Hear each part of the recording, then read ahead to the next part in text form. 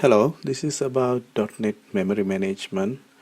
I'm going to talk about briefly the internals of garbage collection mechanism in .NET framework, and also I'll try to illustrate some .NET concepts using some diagram. I hope you will enjoy this video and will learn something from it. Okay, let's look at. There are 5 basic steps in .NET memory management. So first, obviously, allocate. So we use the new command if you are using C# language. Underline IL code uses the new obj command. And then the second one is the initialize. Basically, it's setting up the initial state. So the type constructor is responsible. So in .NET, unlike unmanaged C++, it sets the entire memory block into an initial state. So as you know, in C++, unmanaged C++ world, so they don't initialize the entire memory by the class, by the type. So the third one is the use. Application will use memory as necessary, and then it will tear down, basically the breaking down the state of the memory. So then there's a final step that is freeing up all the memory. So that's the responsibility of the garbage collector in the .NET world. So we'll talk about in detail those how it's happening inside the .NET framework. Okay, let's have a closer look at. So where does the memory get allocated in the application? As you know, it could be in the stack, it could be on the heap. Let's look at what is the heap briefly. So here I'm referring unmanaged heap, meaning the heap that does not manage by the .NET framework. For instance, if you have application written using unmanaged C++, it uses the unmanaged heap. So the heap is free large floating region of address space for the memory. So if several objects are allocated consecutively, objects are not together, and those can be megabytes apart. So I will show you in a small diagram what is mean by this. Then whoever allocate the memory on the heap is responsible for deleting or freeing it up. So this is actually a problem. I wouldn't say problem. This is an issue that every program has to tackle when we write the unmanaged code. So whoever write the code has to conscious about deleting those memory and freeing up those memory properly. Otherwise, it could lead to memory leaks. Let's see how get memory allocated on the heap. So this is the small demonstration, and let's say we say new object A. So the object's going to be at a random address like this. So this is the object A representation in the heap.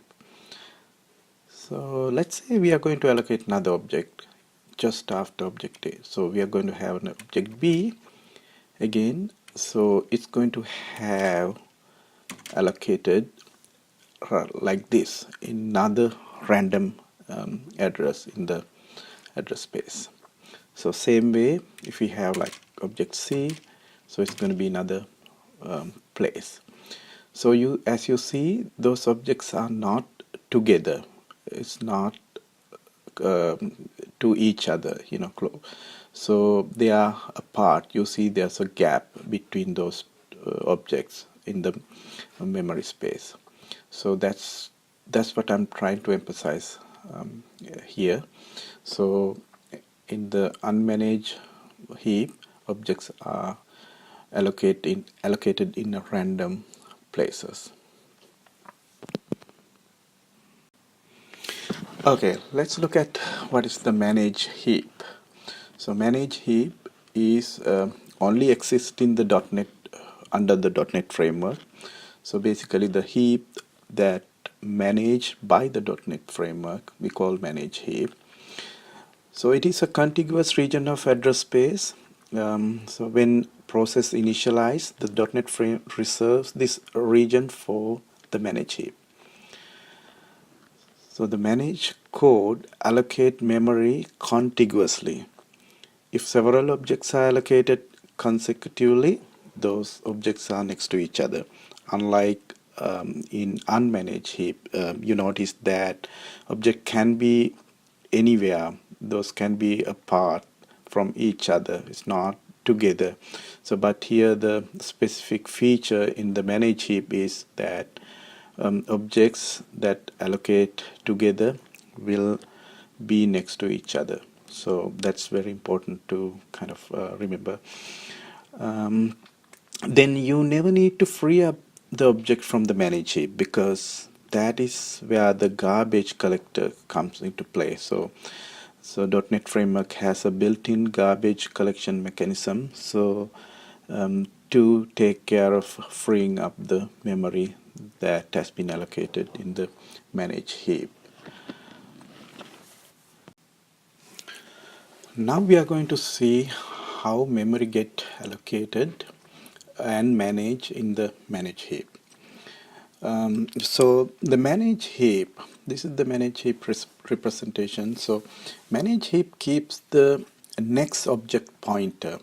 So that means where you are going to allocate the next object in the managed heap. It's always have that as a variable. So right now, as you see, the next object is going to be allocated 0x1000. So let's say we are using managed language like C# and we are going to say new object A. So that is going to be allocated right here in 0x1000, because that is the next object pointer in the managed heap. So it's going to be like this. So object A. So now object has been allocated. So what it does is, so it will advance the next object pointer into the end of that object. So it's going to be, something like that. So now it has to be updated. So I'm just going to have some, random number here. So let's say it's going to be 0x200. So then the next object pointer going to be updated like that. So now the manage heap is ready to allocate next another object, but that's going to be 0x2000. So let's try that. So we are going to allocate another object called object B. So as you predicted, it's going to be at 0x200. So it's going to be right next to that object A, and it's going to be contiguously, it's together. So then the same way, after object B has been allocated, it is going to update its next object pointer. So this time it's going to be, I'm going to say this is 0x4000. So that's mean the next object pointer going to update into that value. So let's allocate another objects. So I'm going to say object C. So object C, as you know now, it is going to allocate at 0x4000. So like that, and then the same thing happen. It will update the next object pointer, and so this is the right now this is the way we see in the memory layout in manage heap. So now let's look at what happened when user deletes the objects.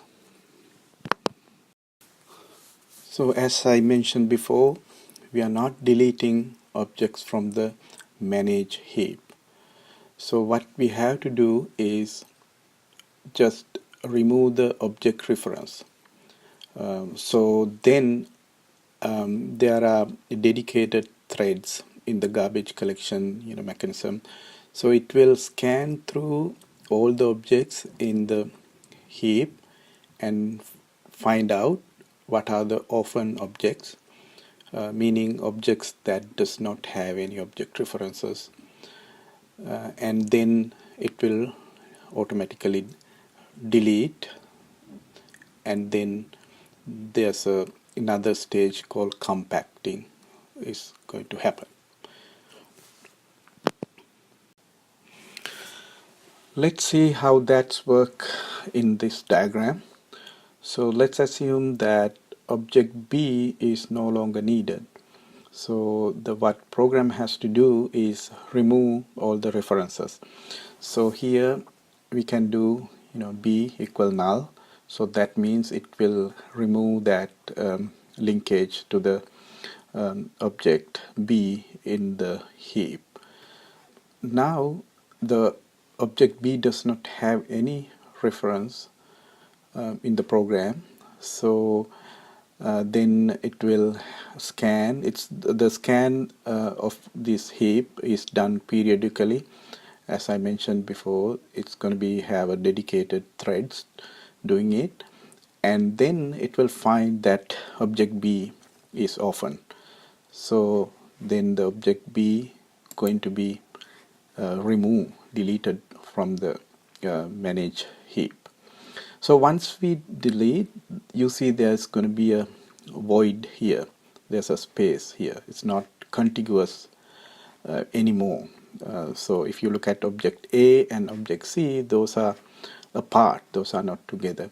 So then the process called compacting kicks in. So the compacting actually does is bring this object C closer to object A. So it's going to be like this. So now in the memory, so object A and object C are together. So now it has to update the next object pointer. So that's the next task that garbage collection mechanism do.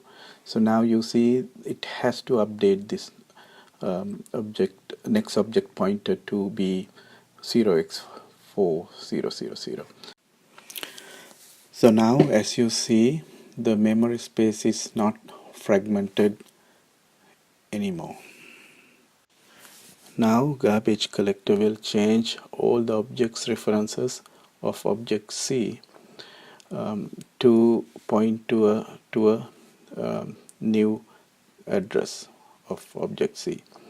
So as you see, it was pointing to 0x4000. So now the garbage collector will change it to object C reference to be 0x2000. Next time when application tries to access object C, it is going to point into new address. Okay, that is the first part of the .NET memory management, and in the coming up videos I will talk about briefly about the garbage collection algorithm and what is the generational garbage collection, and also the significance about implementing, correctly implementing the dispose pattern, and then what is the finalizer, finalizer internals, why objects that implement finalizer is slower to get deleted from the memory. So because it has to go through 2 cycles, we'll explain that, and how garbage collector handle large objects. What is the large object heap and what is the small object heap, and also we'll talk about what is the weak reference means, and the performance and memory efficiency of the garbage collector, and what is pinning if you don't want to move the memory, your object on the heap, then how you can prevent that, how you can pin object, because that is useful when you pass manage reference to the unmanaged world.